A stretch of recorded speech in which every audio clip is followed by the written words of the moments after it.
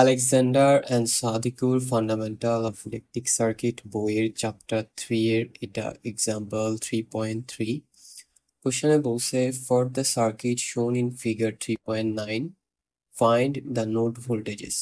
That means এই সার্কিটের এখানে এই যে এটা একটা নোড এবং এটা একটা নোড, ঠিক আছে? এই দুইটা নোডের দুইটা ভোল্টেজ দেয়া আছে V1 অ্যান্ড V2। এই V1 এবং V2 এর মান বের করতে হবে। ওকে, অ্যান্ড শুরু করার আগে আমরা দেখে নিই আসলেই কি এখানে শুধু এই দুইটা নোড কিনা। তো বিষয়টা হচ্ছে না, এখানে এই দুইটা তো নোড, ঠিক আছে, এটা একটা আর এটা আরেকটা। এটা ছাড়াও আরেকটা নোড আছে যেটা হচ্ছে নিচের এই পুরো জায়গাটা, এটা আরেকটা নোড। এবং এই নোডের সাথে যেহেতু গ্রাউন্ড কানেক্ট করা, সেহেতু এটা হচ্ছে রেফারেন্স নোড। আর গ্রাউন্ড কানেক্ট থাকায় এটার ভোল্টেজ হচ্ছে 0, কারণ যেইখানে গ্রাউন্ড থাকে সেখানে ভোল্টেজ 0। সো ইন টোটাল এখানে তাহলে 3টা নোড, যার মধ্যে নিচেরটা হচ্ছে রেফারেন্স নোড আর উপরের V1 আর V2 দেওয়া এই দুইটা হচ্ছে নন রেফারেন্স নোড।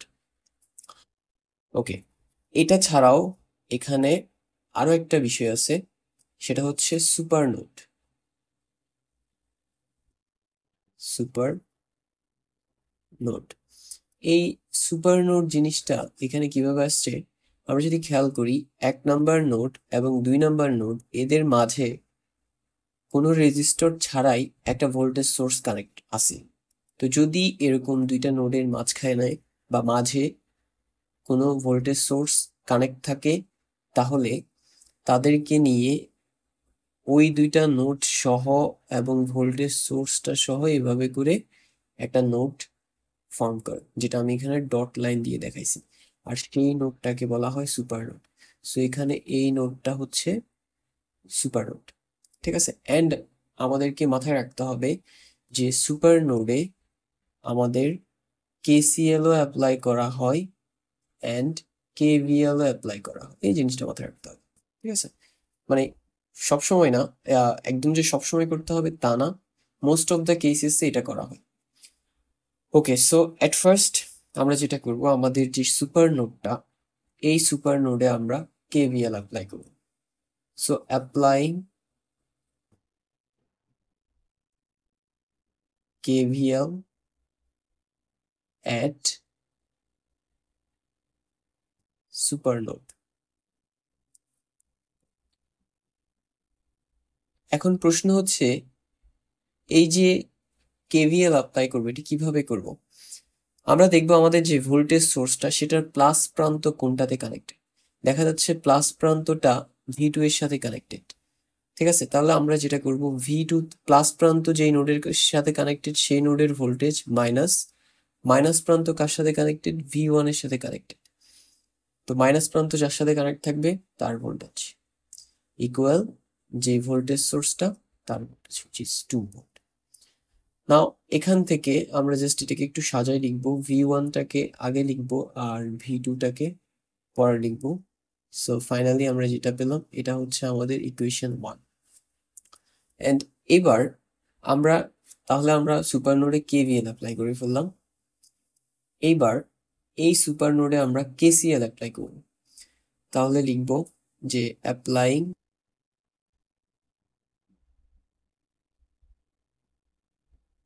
KCL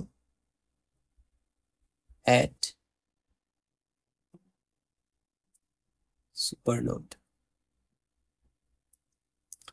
তো KCL, রিমেম্বার KVL আমরা যেটা অ্যাপ্লাই করছি সেটা নর্মাল যেই সূত্র অনুযায়ী করছি সেটা না, এখানে একটা ডিফারেন্ট স্ট্র্যাটেজি ইউজ করছি যেটা অলরেডি দিয়ে আমরা এই জিনিসটা বসাইছি, ঠিক আছে?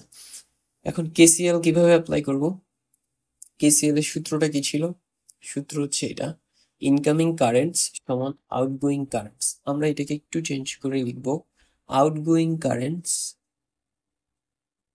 সমান আউটগোয়িং কারেন্টস সমান ইনকামিং কারেন্টস। ওকে, সো এখন KCL অ্যাপ্লাই করার জন্য নোডে বা নোডের কারেন্টের ডিরেকশনগুলো ফাইন্ড আউট করতে হয়, এবং আমরা জানি এই ডিরেকশন ফাইন্ড আউটের বিষয়টা ইচ্ছা অনুযায়ী করা যায়। ঠিক আছে, তো যেহেতু ইচ্ছা অনুযায়ী করা যায়, তাই আমরা যেটা করব সেটা হচ্ছে নোড থেকে কারেন্ট বের হচ্ছে এমনটা ধরে নিব। ঠিক আছে, তো আমরা সুপার নোড অ্যাপ্লাই করছি মেমো, তাহলে সুপার নোড থেকে কারেন্ট বের হচ্ছে।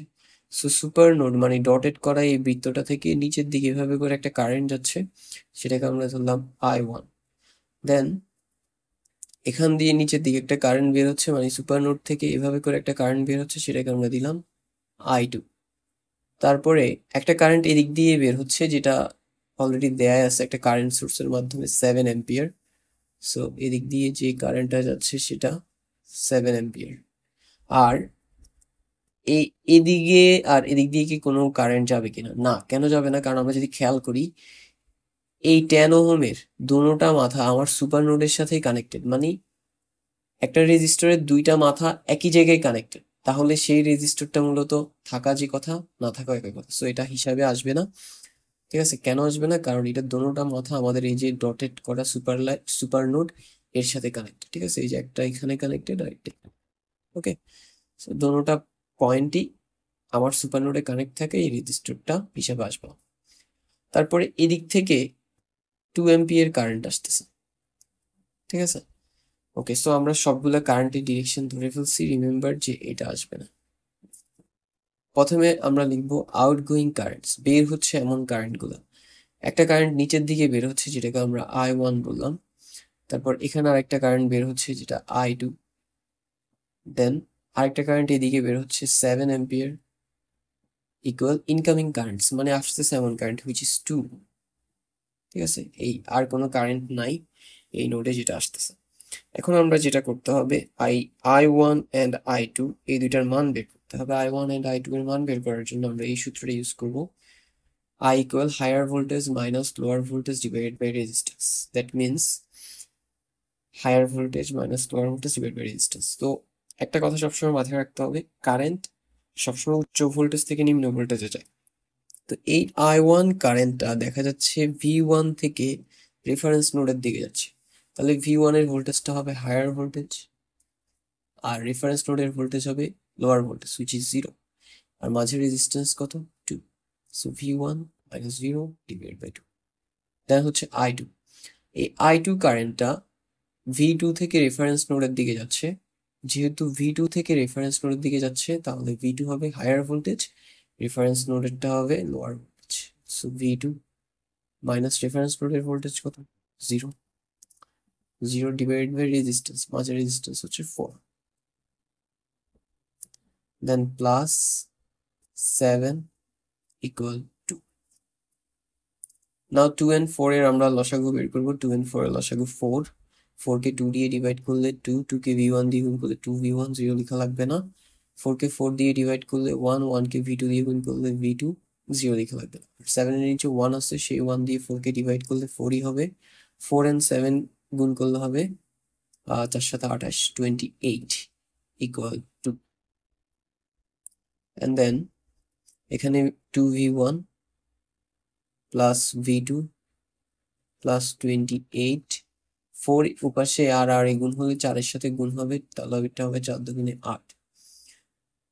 এরপরে 2V1 প্লাস V2, 8, এই 28 উপাশে গেলে মাইনাস 28 হবে, and 2V1 plus V2, 8 minus 28 equal minus 20. This is equation 2. Now আমরা ক্যালকুলেটরের সাহায্যে আমাদের equation 1 and equation 2 এই দুইটা সলভ করব। and for that সেজন্য আমরা মোড অপশনে যাব, equation solving function 5a, and দুইটা চলক আছে আমাদের, তাহলে আমরা এক নম্বরটা নিলাম। এবার জাস্ট আমরা সমীকরণ বসাবো, সহগ বসাবো। এটার সহগ -1, এটার +1 2, তাহলে এক নম্বরের সহগ হচ্ছে -1 +1 2। So -1 equal +1 equal 2 equal. এবার 2 নম্বর সমীকরণ, 2 নম্বর সমীকরণের সহগগুলো 2 +1 -20, 2 +1 -20, তাহলে 2 equal +1 equal -20 equal, again equal press করলে এটা আসবে -22 divided by 3, that means -7.33. তো এটা হচ্ছে মূলত আমাদের v1 এর মান, ঠিক আছে। আমাদের কি আসছে, x এর মান আসছে, x মানে হচ্ছে v1, তাহলে আমাদের v1 এর মান আসছে -7.33 ভোল্ট। এখন আমরা আবার ইকুয়াল প্রেস করব, তাহলে y এর মান আসবে, ঠিক আছে। এটাকে দশমিকে নিয়ে যাই, তাহলে -5.33, এটা হচ্ছে y মানে হচ্ছে v, -5.33 ভোল্ট, ঠিক আছে। এই হয়ে গেল আমাদের v2 and v1 এর মান। আমি উপর লিখে দিই, সলভিং ইকুয়েশন 1 and 2।